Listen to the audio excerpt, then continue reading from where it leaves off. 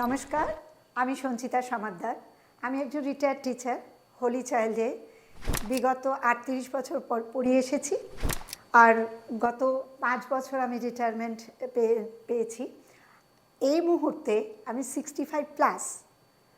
আমি দেখেছি এই বয়সে যারা রিটায়ারমেন্টে থাকে তাদের কাজ হচ্ছে নস্টালজিয়ার মধ্যে দিয়ে চালানো, কিছু গসিপের মধ্যে দিয়ে দিন কাটানো।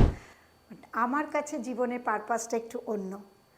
এতদিন যেভাবে চলেছে সেটা তো একটা কাজ করেছি, কিন্তু এখন আমার কাছে জীবনের পারপাস হচ্ছে আমি নানানবিধ জায়গায় সকলের সঙ্গে মিশবো উইথ ফিনান্সিয়াল ইন্ডিপেন্ডেন্স। শুধু স্কুল থেকে কি পেলাম সেইটুকুর ওপর দিয়ে চললাম তা নয়। আমার প্রত্যেকটা দিন কাটে নতুন নতুন কিছু মেমোরি ক্রিয়েট করার জন্য, নতুন কাজের সঙ্গে নিজেকে যুক্ত করার জন্য। আর সেই জন্যে আমি বেছে নিয়েছি ডিরেক্ট সেলিং মার্কেটিং।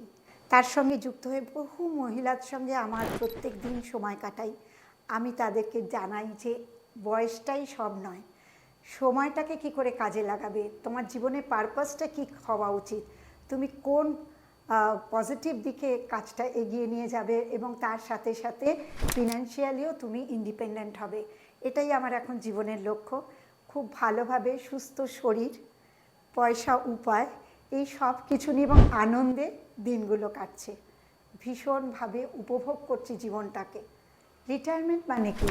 কর্মজীবন থেকে আমরা রিটায়ার করলাম, কিন্তু জীবন থেকে রিটায়ার করলাম না, আমাদের জীবনটা আর একভাবে শুরু হলো। আমি কিন্তু সেইভাবেই শুরু করেছি।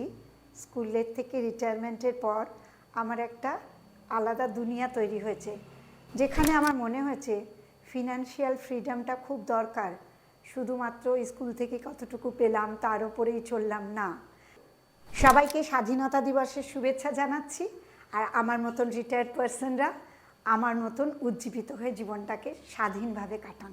ধন্যবাদ।